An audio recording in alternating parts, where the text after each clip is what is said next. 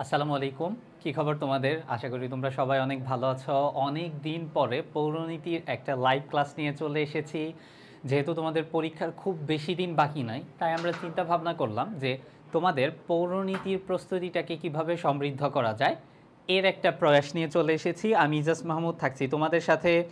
শুধুমাত্র যে আমাদের পৌরনীতি ক্লাস হচ্ছে বিষয়টা কিন্তু এমন না। তোমাদের সুবিধার্থে আমাদের মানবিকের গ্রুপ সাবজেক্টের ক্লাসগুলো হচ্ছে, অপরদিকে হচ্ছে ব্যবসায় শিক্ষা শাখার যারা আছো তাদের তোমার গ্রুপ সাবজেক্টের ক্লাসও হচ্ছে, পাশাপাশি বাংলা, ইংরেজি এবং আইসিটির ক্লাসও কিন্তু তোমরা পেয়ে যাচ্ছ একদম বিনামূল্যে। সো আই এডুকেশন তোমাদের কথা চিন্তা করে নিয়ে এসেছে 45 ডেজ চ্যালেঞ্জ। এই 45 দিনের মধ্যে আমরা চেষ্টা করব আমাদের এইচএসসির সর্বোচ্চ প্রস্তুতিটাকে নিশ্চিত করার জন্য। এর জন্য তোমাকে শুধু আমাদের সাথে থাকতে হবে এবং মনোযোগ সহকারে ক্লাসটি করতে হবে। সো একটু কষ্ট করে জানিয়ে দাও যে সব কিছু ঠিকঠাক শোনা যাচ্ছে কিনা, ভয়েস সাউন্ড সব কিছু ক্লিয়ার আছে কিনা। জাস্ট এই জিনিসটা একটু কষ্ট করে জানিয়ে দাও। ওয়ালাইকুম আসসালাম এভরিওয়ান। আজকে আমরা কি পড়বো? আজকে হচ্ছে আমরা পৌরনীতির একদম বেসিক যে বিষয়টা ওইটা দিয়েই শুরু করব। যেহেতু আমাদের প্রথম ক্লাস, একদম আমরা বেসিক টু অ্যাডভান্স একদম রিভাইজ দিব। একদম বেসিক ক্লাস যেমন করব, এর পাশাপাশি আমরা কিন্তু হচ্ছে রিভাইজও করে ফেলবো সব কিছু।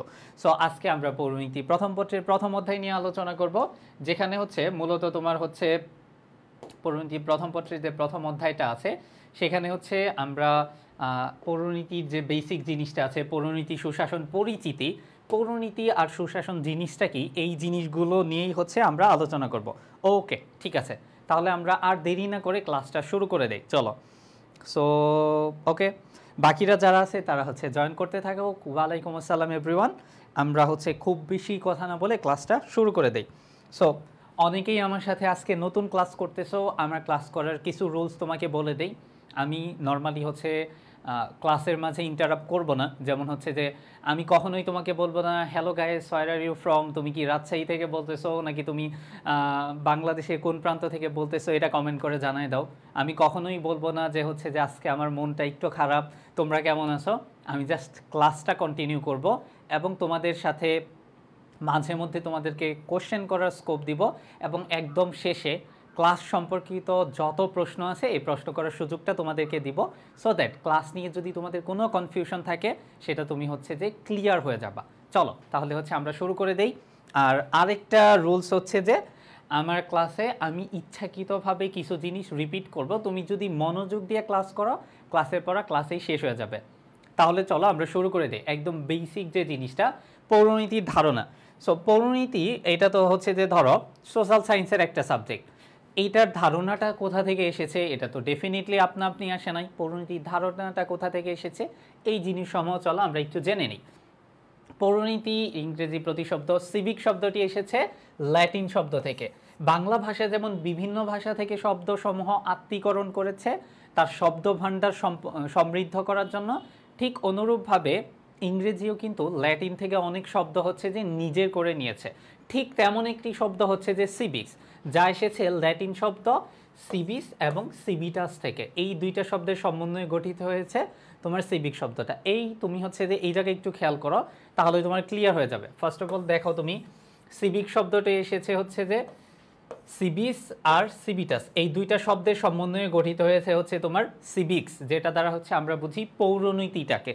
সো সিভিক শব্দের অর্থ কি, অপরদিকে সিভিটাস শব্দের অর্থ কি, এই জায়গাতেই হচ্ছে তোমাদেরকে প্রশ্ন করে, ডিরেক্ট কোশ্চেন করে সিভিক শব্দের অর্থ কি, তখন তুমি কি উত্তর করবা? সিভিক শব্দের অর্থ হচ্ছে নাগরিক।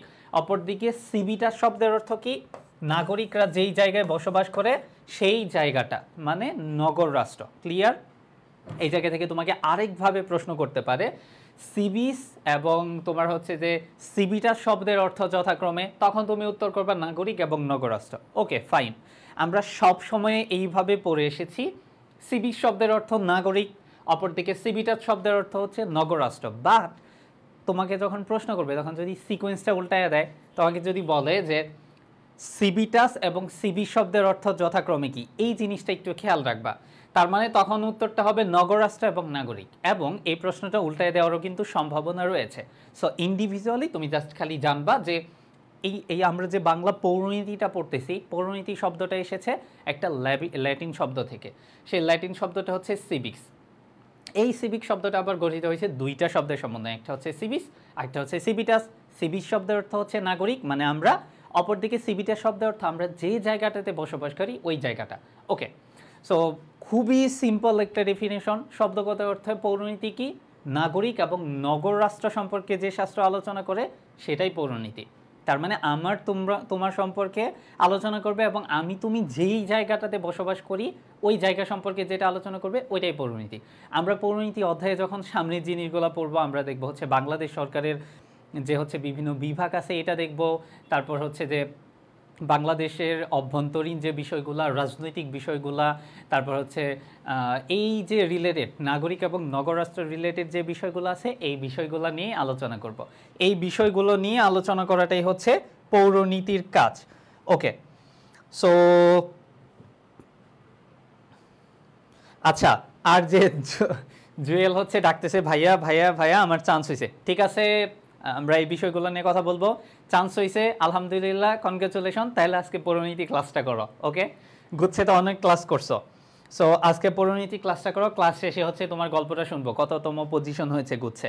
আই হোপ আমাদের অনেক স্টুডেন্ট এবার চান্স পাবে এডুকেশন থেকে, আমাদের গুচ্ছ ব্যাচ থেকে, অ্যান্ড হোপসো অনেক ভালো করবা তোমরা।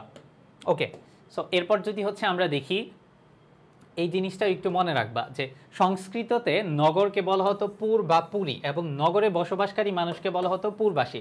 তার মানে সংস্কৃততে নগরকে বলা হতো পুর বা পুরী, আর এই পুর বা পুরীতে যারা বসবাস করত তাদেরকে বলা হতো হচ্ছে পুরবাসী, মানে নগরবাসী। ওকে, এই কারণে নাগরিক জীবনের অপর নাম পৌর জীবন বলে অভিহিত হয়, মানে নাগরিক জীবনের অপর নাম হচ্ছে পৌর জীবন। এবং এই যে নাগরিকতা সম্পর্কিত যে শাস্ত্রটা, এই জিনিসটাই হচ্ছে পৌরনীতি, একদম বেসিক একটা জিনিস। নাগরিক এবং নগররাষ্ট্র সম্পর্কে যে শাস্ত্র আলোচনা করে ওইটাই হচ্ছে পৌরনীতি। ওকে, সো এই জায়গাতে তোমাদের কারো কনফিউশন নাই আশা করি। এরপর যদি হচ্ছে আমরা দেখি, এইখান থেকে সবচেয়ে ইম্পর্টেন্ট হচ্ছে ইএম হোয়াইটের যে হচ্ছে একটা ডেফিনেশন আছে, এই ডেফিনেশনটা চোখ মুখ বন্ধ করে মুখস্থ করে ফেলবা, কেননা একদম সহজ একটা ডেফিনেশন। নাগরিকতার সাথে জড়িত সকল প্রশ্ন নিয়ে যে শাস্ত্র আলোচনা করে তাই পৌরনীতি। ইএম হোয়াইটের মতে নাগরিকতার সাথে জড়িত তোমার হচ্ছে যে সকল প্রশ্ন নিয়ে যে শাস্ত্র আলোচনা করে ওইটাই হচ্ছে পৌরনীতি। তাহলে এখন পৌরনীতি কি এই জিনিসটা আমরা সবাই বুঝে গিয়েছি, এই জায়গায় আমাদের আর কোনো কোশ্চেন নাই, এই জায়গায় আমাদের কোনো ভুলও হবে না।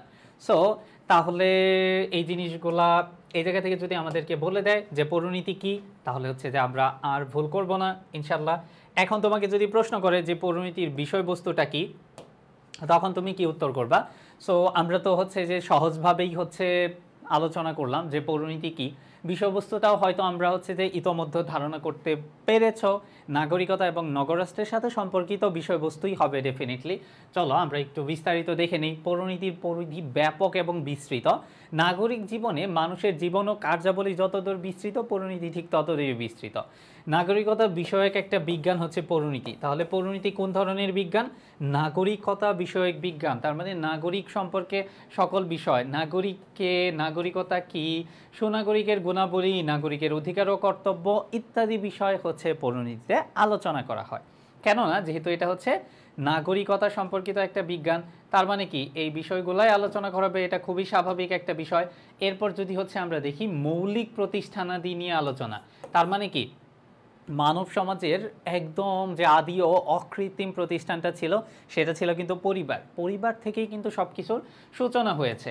তার মানে কি এরপরে পরবর্তীতে হচ্ছে আমরা একটা সোসাইটি হয়েছে, আমাদের একটা সমাজ হয়েছে, এরপর হচ্ছে ছোট ছোট নগর রাষ্ট্র হয়েছে, তারপর বড় বড় রাষ্ট্র হয়েছে, এবং পৃথিবীতে এখন অনেকগুলা রাষ্ট্র বিরাজ করতেছে।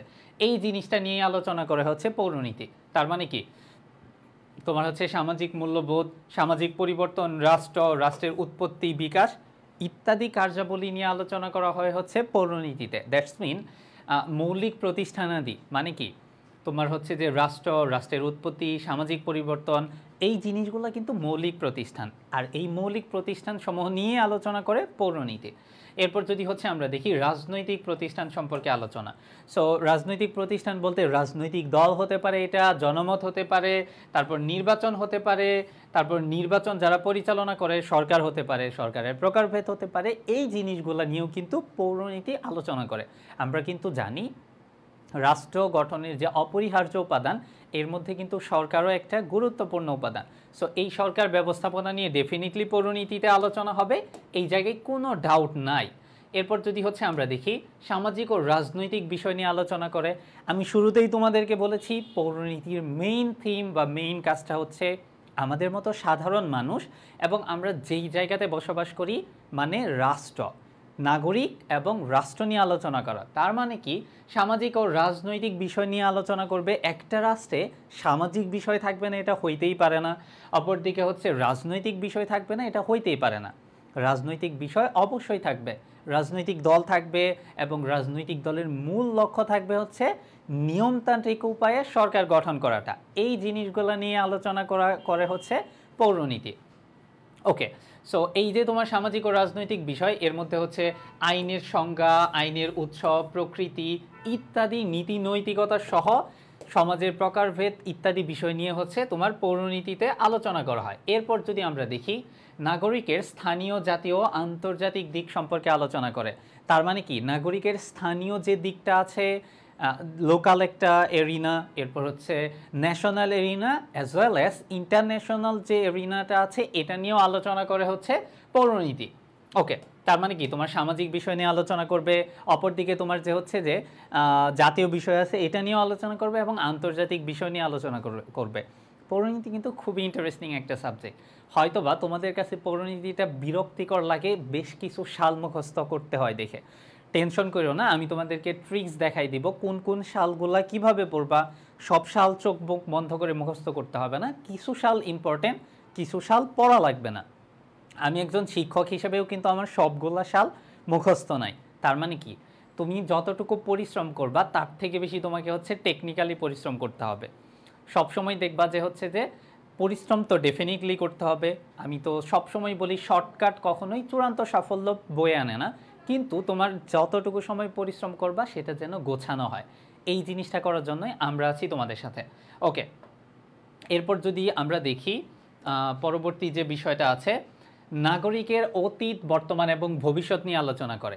তার মানে কি পৌরনীতি নাগরিকের অতীত বিষয় নিয়ে যেমন আলোচনা করে, বর্তমান বিষয় নিয়ে আলোচনা করে, এরপর নাগরিকের ভবিষ্যৎ নিয়েও আলোচনা করে। চলো এই প্রসঙ্গে ইএম হোয়াইট কি বলেছে আমরা একটু দেখে নিই। পৌরনীতি হলো জ্ঞানের সেই শাখা যা নাগরিকের অতীত, বর্তমান এবং ভবিষ্যৎ স্থানীয়, জাতীয়, মানবতার সাথে সম্পর্কিত সকল বিষয় নিয়ে আলোচনা করে। পৌরনীতি কি করবে, তোমার হচ্ছে অতীত বিষয় নিয়ে আলোচনা করবে, অতীতে তুমি কেমন ছিলা।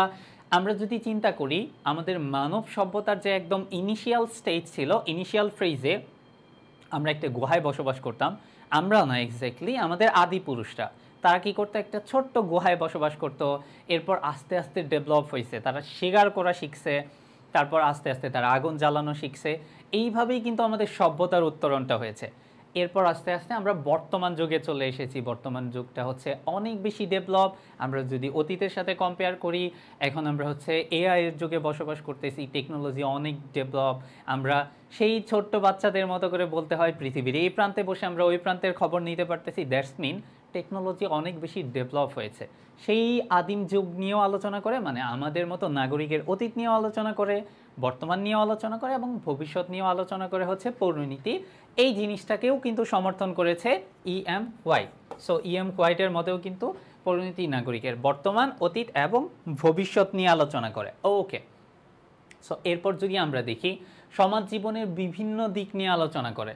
সো সমাজ জীবনে বর্তমানে নাগরিকদের জীবন কিন্তু ক্রমশ হচ্ছে বহুমুখী এবং জটিল হয়ে পড়তেছে। সো সমাজ জীবনের বিভিন্ন দিক, যেমন অর্থনৈতিক দিক আছে, সামাজিক দিক আছে, নৈতিক দিক আছে। সমাজের সবচেয়ে বড় গুরুত্বপূর্ণ, মানে অন্যতম গুরুত্বপূর্ণ একটা দিক হচ্ছে অর্থনৈতিক যে দিক সমূহ আছে। এই অর্থনৈতিক দিক নিয়েও পরিণতি আলোচনা করে। অপরদিকে কিন্তু নৈতিকতার বিষয়টা নিয়েও আলোচনা করে। কেননা নৈতিকতা যদি তোমার মধ্যে না থাকে তাহলে কিন্তু সমাজে অনেক বেশি দুর্নীতি হবে, তুমি চাইলেও সুশাসন প্রতিষ্ঠা করতে পারবে না, আরও অনেক অনেক প্রবলেম হবে যদি তোমার মধ্যে নৈতিকতা না থাকে। এই বিষয়গুলো নিয়েও কিন্তু পৌরনীতি আলোচনা করে। ওকে, এরপর যদি হচ্ছে আমরা দেখি রাজনৈতিক ঘটনাবলী আলোচনা। সো পৃথিবীর ইতিহাসে তুমি বর্তমানে যে সবচেয়ে শক্তিশালী জাতি হিসেবে যাদেরকে কনসিডার করো, মার্কিন যুক্তরাষ্ট্র, সেই মার্কিন যুক্তরাষ্ট্র থেকে শুরু করে সবারই কিন্তু তোমার রাজনৈতিক তোমার হচ্ছে যে ঘটনা আছে। সো রাজনৈতিক ইতিহাস ব্যতীত কোনো জাতি কিন্তু আসলে তুমি পাবা না। সো রাজনৈতিক ঘটনা বা রাজনৈতিক ইতিহাস কিন্তু সবারই রয়েছে। সো পৌরনীতি কিন্তু কি করে তোমার এই যে রাজনৈতিক ইতিহাস বা রাজনৈতিক ঘটনা নিয়ে আলোচনা করে। সো বাঙালি জাতি হিসেবে কিন্তু আমাদের সমৃদ্ধ একটা রাজনৈতিক ইতিহাস রয়েছে। আমরা 52 ভাষা আন্দোলন থেকে 6 দফা কর্মসূচি, 69-এর গণ অভ্যুত্থান, এরপর সর্বশেষ হচ্ছে 71-এর মুক্তিযুদ্ধের মতো গুরুত্বপূর্ণ ঘটনা রয়েছে আমাদের অতীতে। সো যে জিনিসগুলো আসলে আমাদের জানা নৈতিক কর্তব্য। সো এর আগেরও কিছু ঘটনা আছে, ব্রিটিশ শাসনামলে আমাদেরকে কিভাবে তারা শোষণ করেছে, নবাব সিরাজউদ্দৌলার যেই দিন হচ্ছে পতন হয়েছিল, বা নবাব সিরাজউদ্দৌলার বিরুদ্ধে ষড়যন্ত্রের ফলে যেই দিন হচ্ছে পলাশীর যুদ্ধে তোমার পরাজয় বরণ করেছিল, ওই দিন বাংলার শেষ স্বাধীন সূর্য অস্তমিত হয়েছিল। এই সমস্ত যে গুরুত্বপূর্ণ ঘটনা, এই জিনিসটা তোমার হচ্ছে আলোচনা করে পৌরনীতিতে। চলো তাহলে হচ্ছে আমরা গুরুত্বপূর্ণ কয়েকটা রাজনৈতিক ঘটনা জেনে নিই। সাল পড়া কিন্তু খুবই কঠিন তোমাদের মতে, বাট আমরা যদি ঘটনা দিয়ে রিলেট করি তাহলে কিন্তু সাল ভুল হবে না। আমরা যদি দেখি 1757 সালে কি হয় তোমার হচ্ছে, আচ্ছা আমরা একটু দেখে নেই স্টুডেন্টদের কি অবস্থা। হ্যাঁ, পিডিএফ দিয়ে দিব ইনশাল্লাহ। আচ্ছা, চা খেয়ে আসি ক্লাস করব, ঠিক আছে, ইটস আপ টু ইউ। তুমি কি আসলে চা খেয়ে ক্লাস করবা নাকি হচ্ছে যে কি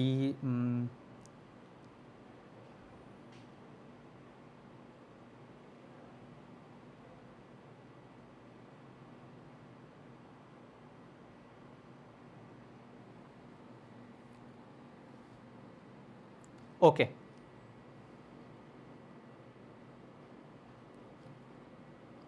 আচ্ছা আমি একটু দুঃখিত, আমি জাস্ট হচ্ছে মেসেজের সত্যতাটা জানি না, আমি ক্লাস শেষে হচ্ছে এই জিনিসটা এনশিওর করব।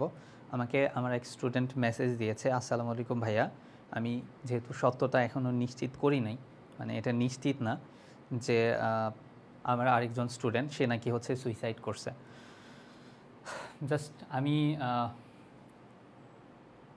তোমাদের সবার উদ্দেশ্যে একটা কথা বলি, জাস্ট একটা জিনিস মনে রাখবা যে তোমার লাইফে কি হবে এটা আসলে আল্লাহ তাআলা নির্ধারণ করে দেয়।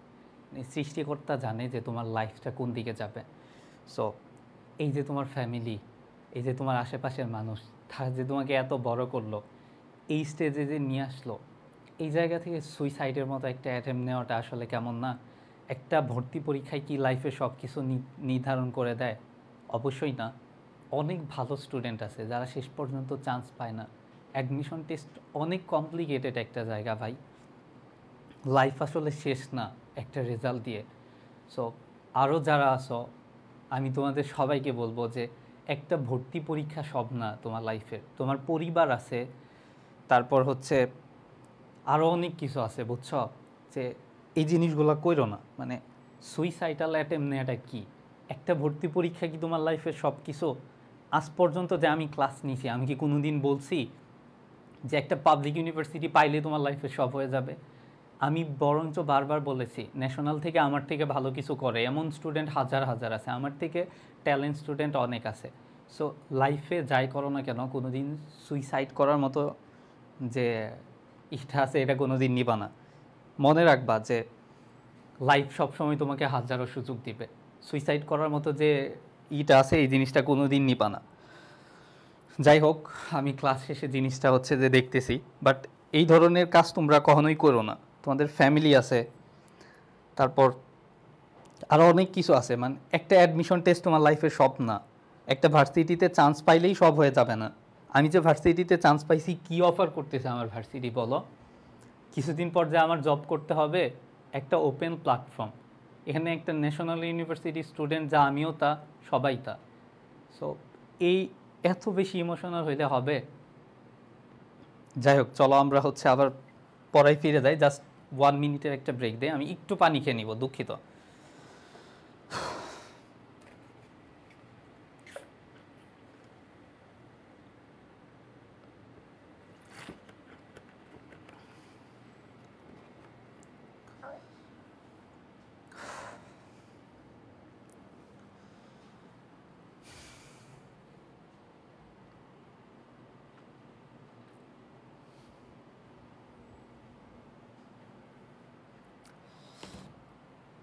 ওকে, ঠিক আছে, চলো আমরা হচ্ছে দেখে নিই।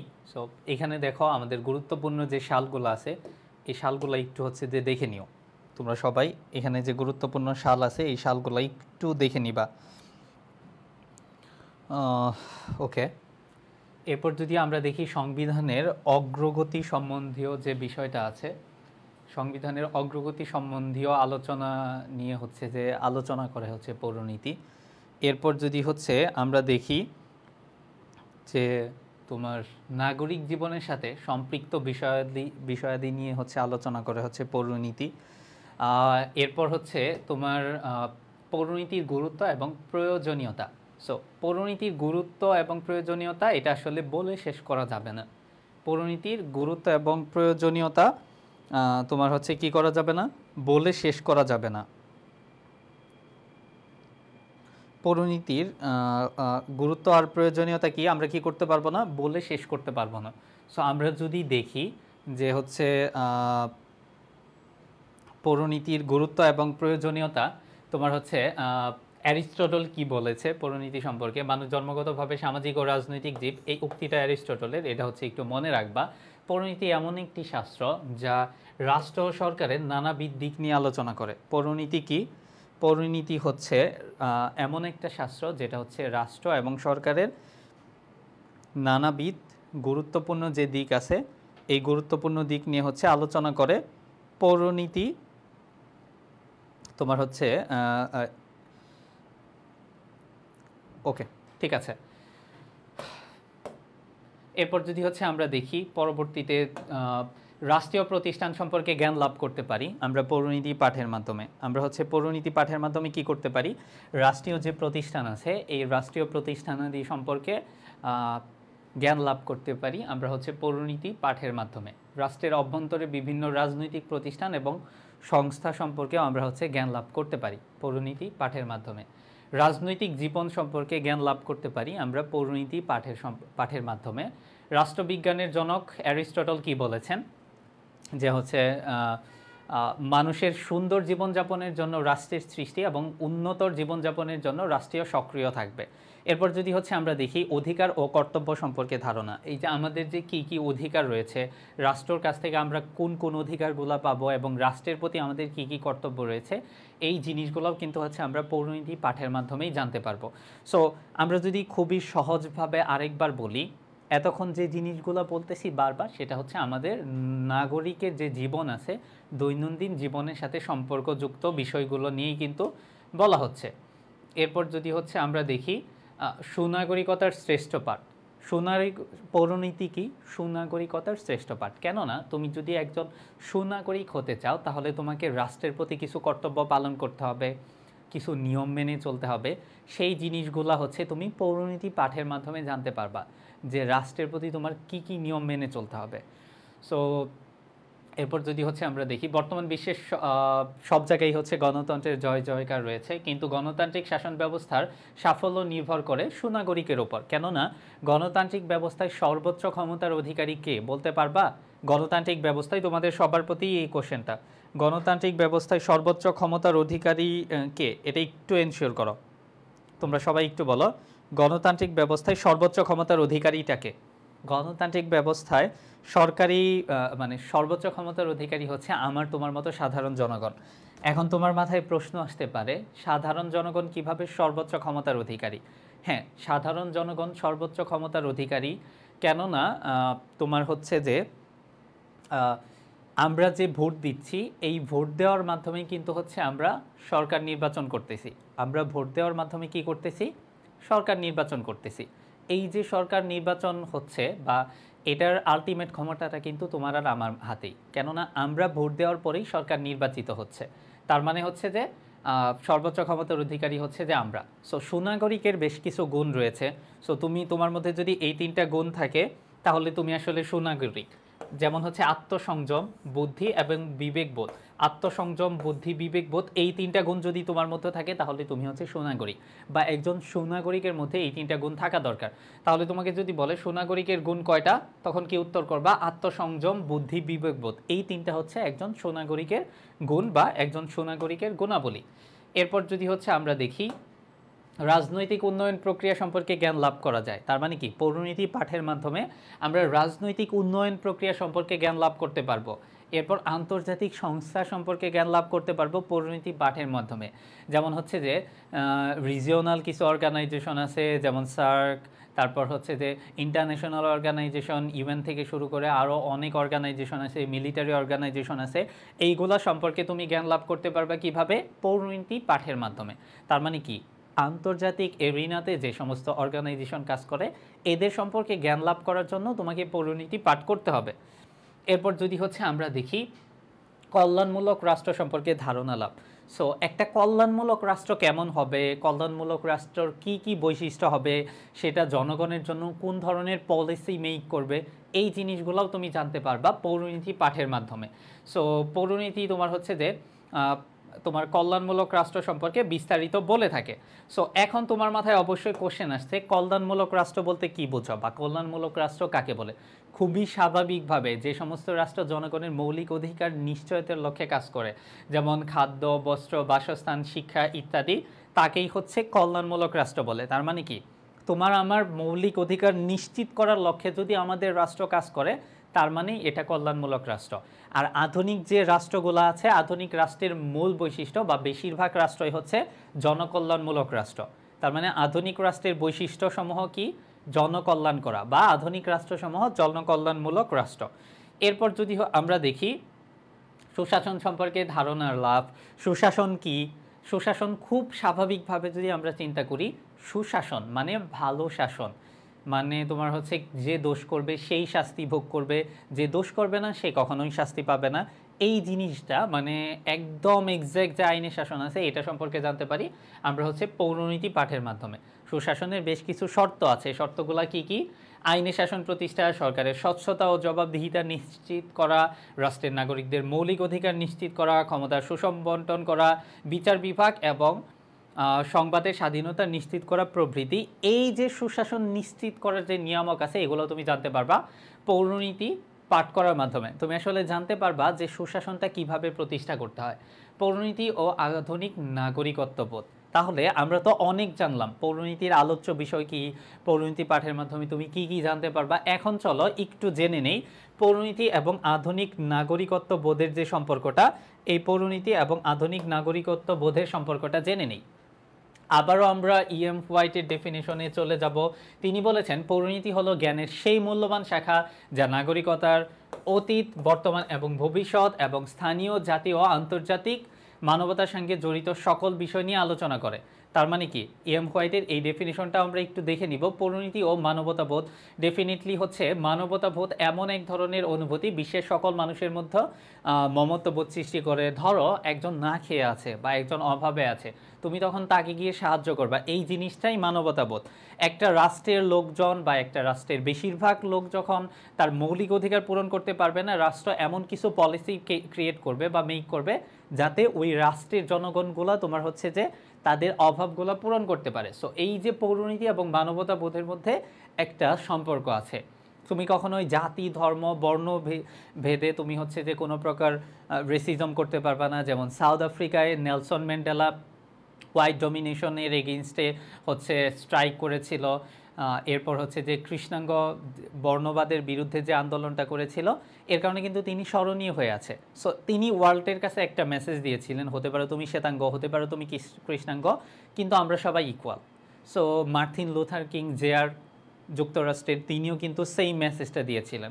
সো এক্স্যাক্টলি পৌরনীতি ও মানবতাবোধ তোমাকে এই জিনিসটাই বোঝায় যে জাতি, ধর্ম, বর্ণ নির্বিশেষে আমরা সবাই সমান। সবার আগে হচ্ছে আমরা মানুষ, সবার আগে আমাদের মৌলিক চাহিদা পূরণ করতে হবে, সবার আগে আমাদের অধিকার সমূহকে পূরণ করতে হবে, তারপর না হয় তুমি অন্য বিষয়গুলো নিয়ে চিন্তা ভাবনা করবা। এরপর যদি আমরা দেখি সুশাসনের ধারণা এবং সংজ্ঞা, এই জিনিসটা যদি আমরা একটু দেখে নিই। সুশাসন বলতে কি বুঝি? সুশাসন বহুমাত্রিক একটা ধারণা। একদম সহজভাবে যদি বলি, এমন একটা শাসন ব্যবস্থা যেখানে হচ্ছে যারা হচ্ছে যে ভিকটিম, আবার যে শাসন বিভাগ, তাদের সাথে ভালো একটা সম্পর্ক থাকবে এবং সবসময় সবাই জাস্টিস পাবে, কারো প্রতি কোনো ইনজাস্টিস হবে না। এই জিনিসটাই হচ্ছে সুশাসন। সো সুশাসন একটা কাঙ্ক্ষিত রাষ্ট্রীয় ব্যবস্থা। গুড গভর্নেন্স বা সুশাসন হলো এমন একটা ব্যবস্থা যেখানে নির্ভুল, দক্ষ এবং কার্যকরী শাসন ব্যবস্থা থাকবে। তার মানে কি, যে অপরাধ করেনি সে কখনোই শাস্তি পাবে না, আবার যে অপরাধ করেছে সেই শাস্তি পাবে। এই জিনিসটাই হচ্ছে সুশাসন। সো সুশাসনের যে হচ্ছে যে সংজ্ঞাটা বা সুশাসন যে শব্দটা, এই প্রত্যয়টা প্রথম ব্যবহার করে হচ্ছে যে বিশ্বব্যাংক। সুশাসন, এই সুশাসন যে প্রত্যয়টা, এই টার্মটা প্রথম ব্যবহার করেন হচ্ছে বিশ্বব্যাংক। বিশ্বব্যাংক হচ্ছে তোমার 1989 সালে সুশাসন প্রত্যয়টি প্রথম ব্যবহার করেন। এক কথায় যদি আমরা বলি সুশাসন বিষয়টা কি, একদম এক ওয়ার্ডে যদি আমরা বলি, জনগণ, রাষ্ট্র এবং প্রশাসনের সাথে ঘনিষ্ঠ একটা প্রত্যয় হচ্ছে যে সুশাসন। জনগণ, রাষ্ট্র এবং প্রশাসনের মধ্যে ঘনিষ্ঠ একটা যে প্রত্যয় আছে, মানে সম্পর্কটা আছে, এই জিনিসটাই সুশাসন। আরও সহজ করে যদি বলি, তোমার সাথে কখনোই অন্যায় হবে না, তুমি সবসময় ন্যায় বিচার যেটা ওইটাই পাবা। জনগণের সাথে প্রশাসনের একটা ভালো সম্পর্ক থাকবে এবং প্রশাসনের সাথে রাষ্ট্রের একটা ভালো সম্পর্ক থাকবে। কেননা গভর্নমেন্ট একদম সেন্ট্রাল থেকে পলিসি মেক করতেছে, সে কিন্তু একদম মাঠ পর্যায়ে যায় কাজ করতে পারতেছে না। সো প্রশাসনের সাথে গভর্নমেন্টের একটা ভালো লিঙ্ক আপ থাকবে, ভালো সম্পর্ক থাকবে, এবং প্রশাসনের সাথে সাধারণ মানুষেরও একটা ভালো সম্পর্ক থাকবে। সো এই জিনিসটা যদি হয় তবেই হচ্ছে আমরা কি করতে পারবো, সুশাসন স্ট্যাবলিশ করতে পারবো। সুশাসনের যে প্রথম ধারণাটা, এই ধারণাটা পাওয়া যায় হচ্ছে প্লেটোর একটা গ্রন্থে। গ্রন্থটার নাম হচ্ছে রিপাবলিক। সো দ্য রিপাবলিক গ্রন্থটির রচয়িতা হচ্ছে প্লেটো। এই প্রশ্নটা কিন্তু এবার গুচ্ছেও এসেছিল, আমি ক্লাসে বলে দিয়েছিলাম এই প্রশ্নটা আসবে, এবং তোমাদের এইচএসসিতে এই টাইপেরই প্রশ্ন করবে যে দ্য রিপাবলিকের রচয়িতাকে, বা এই ধরনের যে বেসিক কোশ্চেন আছে এই বেসিক কোশ্চেনগুলো বলবে। সো আমরা চলো ম্যাককর্নির যে ডেফিনেশনটা আছে সুশাসন সম্পর্কে, এই ডেফিনেশনটা একটু জেনে নিই। সুশাসন বলতে রাষ্ট্রের সাথে সুশীল সমাজে, রাষ্ট্রের সাথে কার, সুশীল সমাজের, সরকারের সাথে শাসিত জনগণের, রাষ্ট্রের সাথে সুশীল সমাজের, সরকারের সাথে শাসিত জনগণের, শাসকের সাথে শাসিতের যে সম্পর্কটা, এই জিনিসটাকে বোঝায়। তাহলে ম্যাককর্নির মতে সুশাসন জিনিসটা কি? ম্যাককর্নির মতে সুশাসন জিনিসটা হচ্ছে তোমার সরকারের সাথে শাসিত জনগণের, শাসকের সাথে শাসিতের যে সম্পর্কটা আছে, এবং রাষ্ট্রের সাথে সুশীল সমাজের যে সম্পর্কটা, এই সম্পর্কটাকে সুশাসন বোঝায়। সো সুশাসনের ডেফিনেশনটা চাইলে তোমরা ম্যাককর্নির ডেফিনেশনটা দিয়ে দিও, এটা অনেক গ্রহণযোগ্য একটা ডেফিনেশন। সো জাতিসংঘেরও একটা মতবাদ রয়েছে, জাতিসংঘের মতে সুশাসনের লক্ষ্য উদ্দেশ্য হলো মৌলিক স্বাধীনতার উন্নয়ন। সো জাতিসংঘের মতে তোমার হচ্ছে সুশাসনের উদ্দেশ্যটা কি, মৌলিক স্বাধীনতার যে উন্নয়নটা আছে, এটা হচ্ছে জাতিসংঘের মতে সুশাসনের উদ্দেশ্য। অপরদিকে ইউএনডিপির মতে সুশাসন হচ্ছে সকলের অংশগ্রহণের মাধ্যমে অর্থপূর্ণ রাজনৈতিক পরিবেশ প্রতিষ্ঠা করা। সর্বশেষ বিশ্বব্যাংকের মতে সুশাসনে রাষ্ট্রের টেকসই উন্নয়ন সাধিত হয়। এটা হচ্ছে বিশ্বব্যাংকের যে হচ্ছে মতবাদটা আছে বা আইডিয়া আছে এইটা। এরপরে এই জায়গা থেকে তোমাদের গ নাম্বার বা ঘ নাম্বারের জন্য অনেক গুরুত্বপূর্ণ হচ্ছে সুশাসনের বৈশিষ্ট্যসমূহ আলোচনা করো। সো সুশাসন কাকে বলে, সুশাসন বলতে কি বোঝো, এই জিনিসগুলো তো তুমি জানোই, তোমার কনসেপ্ট ক্লিয়ার হয়ে গেছে। বাট তোমাকে বলতে পারে সুশাসনের বৈশিষ্ট্যসমূহ আলোচনা করো, বা সুশাসনের বৈশিষ্ট্যগুলো কি কি। সো এই ধরনের প্রশ্ন যদি তোমাকে করে, তখন তুমি হচ্ছে একটু উত্তর করে দিবা যে এই যে যে পয়েন্টগুলো আছে, এটা প্রথমত হচ্ছে গণতন্ত্র। সুশাসনের প্রাণ হচ্ছে গণতন্ত্র, কেননা গণতন্ত্র ছাড়া তুমি সুশাসন প্রতিষ্ঠা করতে পারবে না। এক কথায় সরকার ব্যবস্থার কিন্তু বিভিন্ন ধারা আছে, বা বিভিন্ন দেশে বিভিন্ন ধরনের সরকার ব্যবস্থা বিদ্যমান। কোথাও রয়েছে একনায়কতন্ত্র, কোথাও রয়েছে গণতন্ত্র, আবার কোথাও রয়েছে রাজতন্ত্র। রাজতন্ত্রেরও আবার প্রকারভেদ রয়েছে, কোথাও রয়েছে নিরঙ্কুশ রাজতন্ত্র, কোথাও রয়েছে নিয়মতান্ত্রিক রাজতন্ত্র। সো যেখানে একনায়কতন্ত্র রয়েছে, সেখানে কি একজন ব্যক্তি থাকে বা একটা নির্দিষ্ট গোষ্ঠীর হাতে ক্ষমতা থাকে, সেখানে তুমি সুশাসনটা কিভাবে নিশ্চিত করবা, কেননা ওই নির্দিষ্ট যে লিডার আছে তার কথাই ওই জায়গায় আইন। সেখানে পার্লামেন্ট থাকে হচ্ছে প্রতীকী, পার্লামেন্ট আসলে কোনো কাজ করতে পারে না। সো সুশাসনের প্রথম যে বৈশিষ্ট্যটা, সেটা হচ্ছে গণতন্ত্র থাকতে হবে, অপরদিকে হচ্ছে অংশগ্রহণমূলক প্রক্রিয়া থাকতে হবে। অংশগ্রহণমূলক প্রক্রিয়াটা কি, যেমন বিভিন্ন রাজনৈতিক দল থাকবে, নির্বাচনে তারা অংশগ্রহণ করবে, এই জিনিসটাই। এরপর হচ্ছে নৈতিক মূল্যবোধ। আমাদের মধ্যে নৈতিকতা না থাকলে তো সুশাসন প্রতিষ্ঠা করা যাবে না। দেখা গেলো তুমি উচ্চাভিলাষ বা তোমার উচ্চাকাঙ্ক্ষার জন্য তুমি ঘুষ খাওয়া শুরু করলা। এরপর যদি আমরা দেখি স্বচ্ছতা, স্বচ্ছতা থাকতে হবে। সরকার, এটা হতে পারে সরকারের যে হচ্ছে এমপ্লয়িরা আছে, গভর্নমেন্ট এমপ্লয়ি থেকে শুরু করে বিভিন্ন জায়গায় যারা আছে, সবার স্বচ্ছতা এবং জবাবদিহিতা থাকতে হবে। এরপর দায়িত্বশীলতা থাকতে হবে এবং দেশপ্রেম ডেফিনেটলি থাকতে হবে। তোমার মধ্যে যদি দায়িত্বশীলতা না থাকে, তাহলে সুশাসন প্রতিষ্ঠা হবে না। তোমাকে অনেক বড় একটা মন্ত্রণালয়ের দায়িত্ব দিল, তুমি তোমার কাজে ফাঁকি দিলা। সো এই জিনিসটা ডেফিনেটলি করা যাবে না। শাসন কর্তৃপক্ষ জনগণের নিকট দায়ী থাকে। এরপর যদি আমরা দেখি আইনের শাসন অবশ্যই এস্টাবলিশ করতে হবে। আইনের শাসন প্রতিষ্ঠা করা ব্যতীত কিন্তু আমরা সুশাসন প্রতিষ্ঠা করতে পারবো না। সর্বশেষ তোমাদেরকে বলে দিই, সুশাসনের বৈশিষ্ট্যগুলো একটু ভালোভাবে মুখস্থ করে রাখবা, কারণ এই জায়গা থেকে তোমার হচ্ছে যে বেশ কিছু মানে এই পয়েন্টগুলো তুমি লিখে দিয়ে আসবা। গ নম্বর বা ঘ নম্বরে যদি তোমাকে বলে যে সুশাসনের বৈশিষ্ট্যসমূহ আলোচনা করো, একটু তো হচ্ছে তুমি লিখবা সুশাসন কাকে বলে, সুশাসন বলতে কি বুঝছো, সুশাসন প্রত্যয়টি প্রথম কে ব্যবহার করেছে, দেন তুমি হচ্ছে বৈশিষ্ট্যগুলো পয়েন্ট আউট করে লিখে দিবা। ওকে, জাস্ট 1 মিনিট তোমাদেরকে অফ টপিক সম্পর্কে একটু কথা বলি। তোমরা যারা হিউম্যানিটিসের আছো, আমি নিজেও কিন্তু হিউম্যানিটিসের স্টুডেন্ট, সো তোমাদের কমন একটা চিন্তা ভাবনা থাকে পৌরনীতিতে বা জিওগ্রাফিতে বা এই ধরনের সাবজেক্টগুলোতে, মানে এটা আসলে প্রচলিত যে সায়েন্সের স্টুডেন্টরা ভালো করলে খুব সহজে এ প্লাস পেয়ে যায়। এই হিউম্যানিটিসের সাবজেক্টগুলোতে এ প্লাস তোলা খুবই কঠিন, এ পাওয়া যায় ইজিলি, বাট এ প্লাস তোলা খুবই কঠিন। বাট এটা হচ্ছে রং ধারণা, একদম টোটালি হচ্ছে যে ভোকাস। তুমি চেষ্টা করলে তুমি আর্টসের সাবজেক্টেও অনেক ভালো মার্কস পাবা। সো তোমাকে বললো সুশাসন কাকে বলে, তুমি বললা সুশাসন মানে সুন্দর শাসন, সুন্দর শাসন মানে সুশাসন, সুশাসন মানে ভালো শাসন, ভালো শাসন মানে সুশাসন, এইভাবে গরু রচনা লিখে দিলা। ওখানে টিচার তো তোমাকে মানে একদম গরু হিসেবে ট্রিট করে মার্ক দিবে, তাই না? তোমাকে ওখানে 3 মার্ক থাকলে 1.5 দিবে, 2 দিবে, 4 থাকলে 2 দিবে। অ্যান্ড কেউ আসলে এই জিনিসটাকে নেগেটিভলি নিও না। হিউজ নাম্বার অফ স্টুডেন্ট এইভাবে লিখে, হিউম্যানিটিসের হিউজ নাম্বার অফ স্টুডেন্ট গদ বাঁধা লিখা লিখে। সো গদ বাঁধা লিখা লিখলে তুমি কখনোই নাম্বার পাবা না। তোমাকে যদি বলে সুশাসন বলতে কি বুঝো, তুমি ফার্স্ট লাইনে ক্লিয়ার করে দাও একটা ডেফিনেশন দিয়ে সুশাসনটা কি, এরপর সুশাসন সম্পর্কে এক্স্যাক্টলি লিখো, এরপর জাস্ট পয়েন্টগুলো লিখে দাও সুশাসনের বৈশিষ্ট্যগুলো। তোমাকে 3-এ 3ই দিবে টিচার, মার্ক কীভাবে কাটবে ওই জায়গায়। সো তুমি যদি জাস্ট বুলেট পয়েন্ট আকারে লিখো এবং টু দ্য স্পেসিফিক লিখো, হিউম্যানিটিসেও তুমি অনেক ভালো মার্ক ক্যারি করতে পারবা। ওকে, এরপর যদি আমরা দেখি সুশাসন নিশ্চিত করতে বিশ্বব্যাংক 6টা সূচক বলেছেন। তার মানে কয়টা সূচকের উপর ভিত্তি করে আমরা সুশাসনকে কি করতে পারি, নিশ্চিত করতে পারি? 6টা সূচক। 6টা সূচকের কথা কে বলেছেন? ওয়ার্ল্ড ব্যাংক বলেছেন। এই তো দেখো তোমাদের জন্য ওয়ার্ল্ড ব্যাংক তুলে নিয়ে আসছি, আমার ক্লাসরুমে তোমাদের জন্য ওয়ার্ল্ড ব্যাংককে তুলে নিয়ে আসছি। ওকে, সো সূচক 6টা একটু জেনে নিই আমরা। মতামত প্রকাশের স্বাধীনতা এবং জবাবদিহিতা, রাজনৈতিক স্থিতিশীলতা ও সহিংসতার অনুপস্থিতি, সরকারের কার্যকারিতা, নিয়ন্ত্রণের মান, আইনের শাসন এবং দুর্নীতি।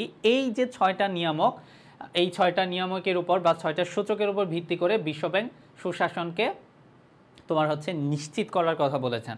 তার মানে কি, কোনো দেশে যদি এই 6টা সূচক থাকে বা এই 6টা সূচক যদি পজিটিভভাবে এক্সিস্ট করে, তাহলে আমরা ধরে নিতে পারি যে ওই দেশটাতে সুশাসন বিদ্যমান। ওকে, আমরা যদি দেখি এর পরেরটা, বাংলাদেশে পৌরনীতি ও সুশাসন পাঠের গুরুত্ব। সো আমি তো শুরুতেই বললাম যে পৌরনীতি ডেফিনেটলি অনেক ইন্টারেস্টিং একটা সাবজেক্ট।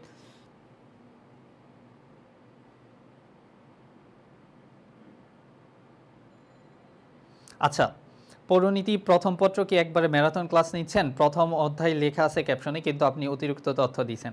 প্রথমত হচ্ছে যে আমি প্রথম পত্রই পড়াচ্ছি, কিন্তু এই যে প্রথম পত্র পড়াতে গিয়ে এটার সাথে রিলেটেড যে তথ্যগুলো আছে এইগুলা রিলেট করে দিচ্ছি তোমাদেরকে। আমি অ্যাজ এ টিচার এখানে আসলাম, আইসা এই বোর্ড দেখে দেখে তোমাদেরকে পড়াই দিলাম, তাহলে আমার ক্লাস তো করার কোনো দরকার নেই। এই তথ্যগুলো তো তোমার বইয়েও দেওয়া আছে, তুমি তো বই থেকেও পড়তে পারো। সো আমার ক্লাসটা এই জন্যই করতেছো তুমি, আমি তোমাকে হচ্ছে এক্সট্রা তথ্য দিব এই অধ্যায়ের সাথে সম্পর্কযুক্ত যে অধ্যায়গুলো মানে বিষয়গুলো আছে এইগুলা সম্পর্কে, এজন্যই আমার ক্লাসটা করতেছো। ম্যারাথন ক্লাস নিচ্ছি না, বাট বিষয়টা হচ্ছে যে এই টপিকের সাথে রিলেটেড যে বিষয়গুলো আছে এগুলো সম্পর্কেও তোমাদেরকে কনসেপ্ট দিয়ে দিচ্ছি, সো দ্যাট তোমার পরীক্ষার হলে অ্যাডিশনাল তথ্য যাতে তুমি আনসার স্ক্রিপ্টে লিখে আসতে পারো। ওকে, বাংলাদেশে পৌরনীতি ও সুশাসন পাঠের গুরুত্ব। প্রত্যেকটা দেশের নাগরিকেরই পৌরনীতি সুশাসন পাঠ করা প্রয়োজন। সো আমরা আমাদের দেশের কথাই চিন্তা করি, পরে দেশের কথা পরে চিন্তা করি। সো বাংলাদেশে কেন পৌরনীতি সুশাসন পাঠ করতে হবে বা এটার গুরুত্বটা কি, এটা একটু দেখে নেই। প্রথমত নাগরিক চেতনা বৃদ্ধি পাবে, নাগরিকের গুণাবলী বিকাশ হবে, নাগরিকের দৃষ্টিভঙ্গির পরিবর্তন হবে, স্বাধীনতা ও সার্বভৌমত্ব রক্ষা পাবে। কিভাবে স্বাধীনতা সার্বভৌমত্ব রক্ষা পাবে?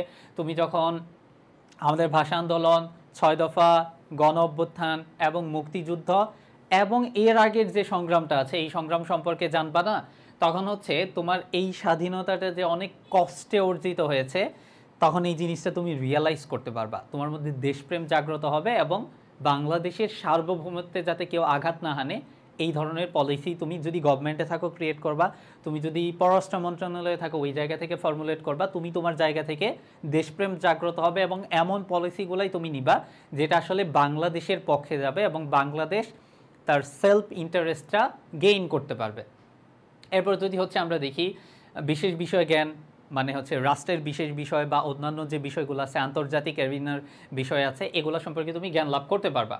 এরপর হচ্ছে গণতন্ত্রের বিকাশ, ডেফিনেটলি গণতন্ত্রের বিকাশ ঘটবে, কেননা গণতন্ত্রের মাধ্যমেই কিন্তু আমরা হচ্ছে মাস যে পিপল আছে এদের ভয়েসটা রেইজ করতে পারি। সো ডেফিনেটলি তখন গণতন্ত্রকে তুমি প্রমোট করতে পারবা, জনগণের আশা আকাঙ্ক্ষা সুশাসন প্রতিষ্ঠা, জাতীয় সমস্যার সমাধান থেকে শুরু করে শহীদদের স্বপ্নের বাস্তবায়ন তুমি করতে পারবা যখন তুমি পৌরনীতি ও সুশাসন পাঠ করবা। এক্স্যাক্টলি পৌরনীতি ও সুশাসন তুমি যখন পাঠ করবা তখন তুমি রাষ্ট্র সম্পর্কেও তোমার করণীয়, একজন নাগরিক হিসেবে রাষ্ট্রের কাছ থেকে তুমি কোন জিনিসগুলো পাবা, রাষ্ট্রের প্রতি তোমার কর্তব্য কি, তোমার রাষ্ট্রের বিভিন্ন সংগ্রামের ইতিহাস, তোমার পূর্বপুরুষদের ইতিহাস, জাতিসত্তার ইতিহাস সম্পর্কে যখন তুমি জানবা আপনা আপনি এই জিনিসগুলো অর্জিত হয়ে যাবে। ওকে, এরপর যদি হচ্ছে আমরা দেখি পৌরনীতি সুশাসনের সাথে জ্ঞানের অন্যান্য ক্ষেত্রের সম্পর্ক। সো পৌরনীতি যেহেতু সমাজবিজ্ঞানের একটা শাখা বা সোশ্যাল সায়েন্সের একটা সাবজেক্ট, সো পৌরনীতির সাথে তোমার হচ্ছে অন্যান্য যে বিষয়গুলো আছে এটার সম্পর্ক রয়েছে। পৌরনীতির সাথে তোমার হচ্ছে যে অর্থনীতির সম্পর্ক আছে, পৌরনীতির সাথে ভূগোলের সম্পর্ক আছে, পৌরনীতির সাথে প্রত্যেকটা সাবজেক্টের সম্পর্ক আছে। এই পার্টটা খুব বেশি ইম্পর্টেন্ট না, জাস্ট একবার রিডিং দিবা এই পার্টটা। সো এই পার্টটা মানে খুব বেশি ইম্পর্টেন্ট না, জাস্ট একবার রিডিং দিয়ে দিবা। এই ছিল তোমাদের প্রথম অধ্যায় থেকে। আই হোপ তোমাদের প্রথম অধ্যায়ের কনসেপ্ট ক্লিয়ার হয়েছে, অ্যাজ ওয়েল এস তোমাদের প্রথম অধ্যায়ের সাথে রিলেটেড কিছু নতুন নতুন তথ্য তুমি হচ্ছে জেনে গিয়েছো। আচ্ছা, পিডিএফ তোমাদের সবাইকে দিয়ে দিব, তোমাদের জন্যই আমাদের এই আয়োজন, তোমাদের জন্যই কষ্ট করে ম্যাটেরিয়ালসগুলো রেডি করা যাতে তোমরা হচ্ছে ই করতে পারো, মানে হচ্ছে তোমাদের যাতে হেল্প হয়। কমেন্টের উত্তর না পাইলে ক্লাস করতে ভালো লাগে না। কমেন্টের উত্তরটা কি পাবা? তোমার ক্লাস সম্পর্কে যদি সিঙ্গেল একটা কোশ্চেন থাকে বলো, আমি তোমাকে আনসার দিব। ফার্স্ট অধ্যায়ের এমন কিছু নাই আমি কোশ্চেন করে করে পড়াই নাই।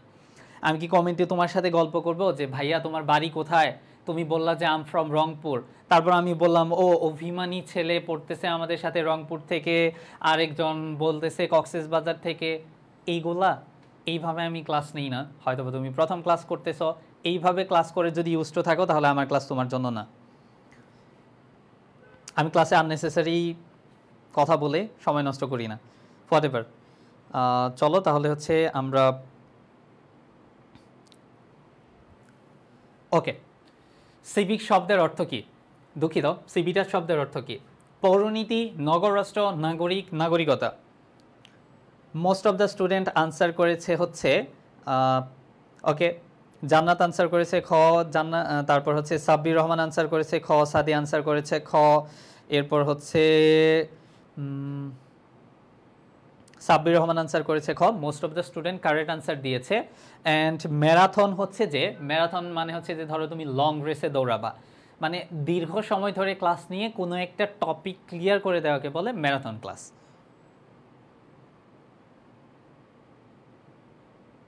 ক খ গ ঘ প্রশ্নগুলো ফার্স্ট ক্লাস করেছ, ধৈর্য ধরে শেষ পর্যন্ত ক্লাস করো, প্রস্তুতি সর্বোচ্চ হবে ইনশাল্লাহ।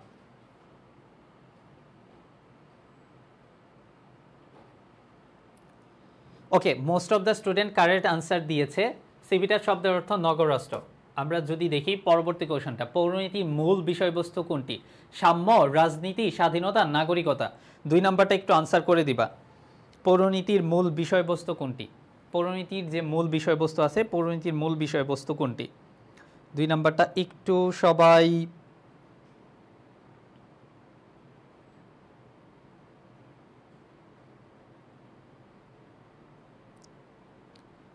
একটু আনসার করে দিবা সবাই। আচ্ছা, সুস্মিতা দাস বলেছে ঘ, তারপর হচ্ছে মার্জিনা খাতুন বলেছে ঘ, এরপর হচ্ছে আমাদের তানভীর হোসেন বলেছে ক, তার মানে হচ্ছে সাম্য। তানভীর ভুল বলেছ তুমি। অপরদিকে হচ্ছে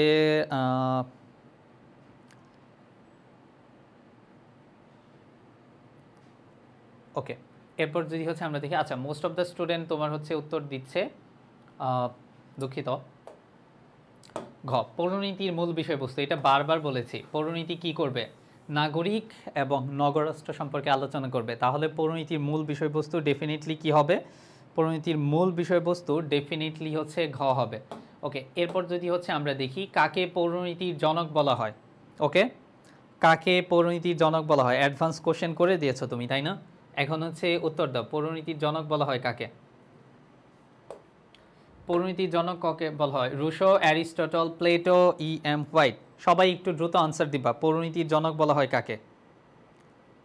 সবাই উত্তর করে দাও যে পৌরনীতির জনক বলা হয় কাকে, পৌরনীতির জনক বলা হয় কাকে? সবাই একটু উত্তর করে দাও।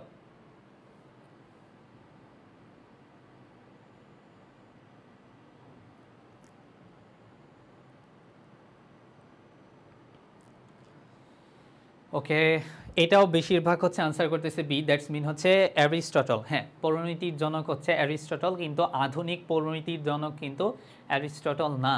আধুনিক পৌরনীতির জনককে, আধুনিক পৌরনীতির জনক হচ্ছে নিকোলো ম্যাকিয়াভেলি। ওকে, নিকোলো ম্যাকিয়াভেলির বিখ্যাত একটা গ্রন্থ আছে, এটার নাম যদি কেউ বলতে পারো তাকে চকলেট দেওয়া হবে। নিকোলো ম্যাকিয়াভেলির বিখ্যাত একটা গ্রন্থ আছে, আধুনিক পৌরনীতির জনক নিকোলো ম্যাকিয়াভেলির বিখ্যাত একটা গ্রন্থ আছে। এটার কারেক্ট আনসার হবে হচ্ছে অ্যারিস্টটল। পৌরনীতির জনক বলা হয় হচ্ছে অ্যারিস্টটলকে। মিক্স টাইপের হচ্ছে আনসার পাচ্ছি E.M. হোয়াইট। E.M. হোয়াইট অনেকগুলো ডেফিনেশন দিছে, বিধায় ভাইয়া E.M. হোয়াইট পৌরনীতির জনক না।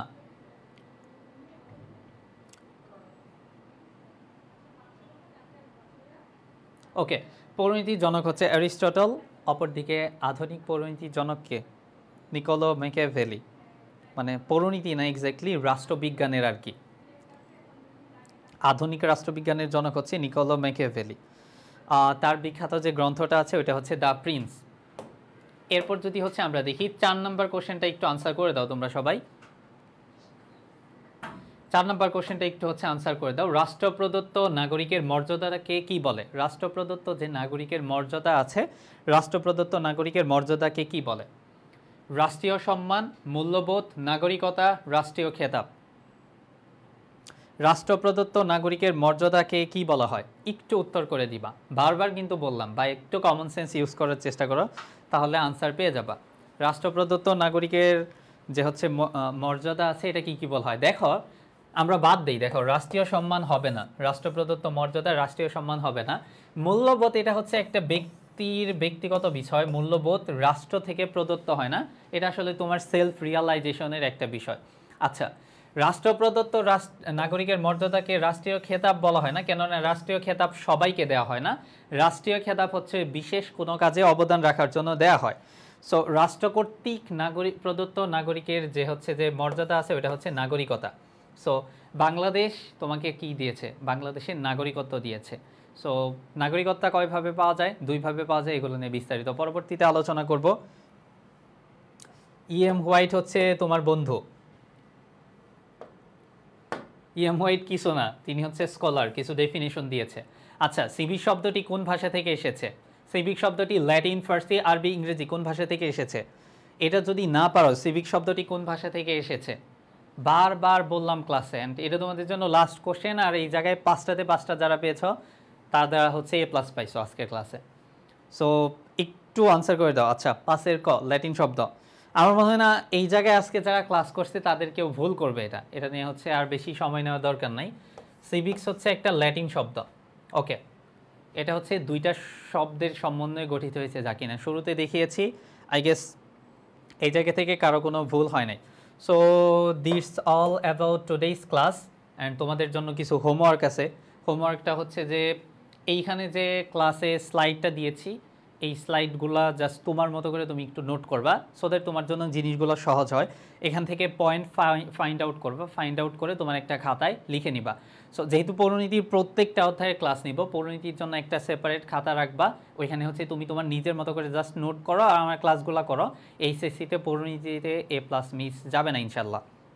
আরেকটা অ্যাডিশনাল হোমওয়ার্ক তোমাদেরকে দিয়ে দেই, তোমরা যে পৌরনীতি বই পড়ো না কেন, আজকের মধ্যে এই ক্লাসটা করার পরে তোমার ওই বইয়ে যে MCQগুলো দেওয়া আছে, এই MCQগুলো একবার পড়ে ফেলবা।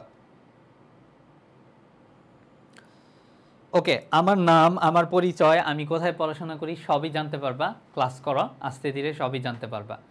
ওকে, ঠিক আছে, আজকের ক্লাস এই পর্যন্তই। তোমাদের কারো কোনো প্রশ্ন থাকলে বলতে পারো। লাস্ট 1 মিনিট তোমাদের জন্য, কোনো প্রশ্ন থাকলে বলতে পারো।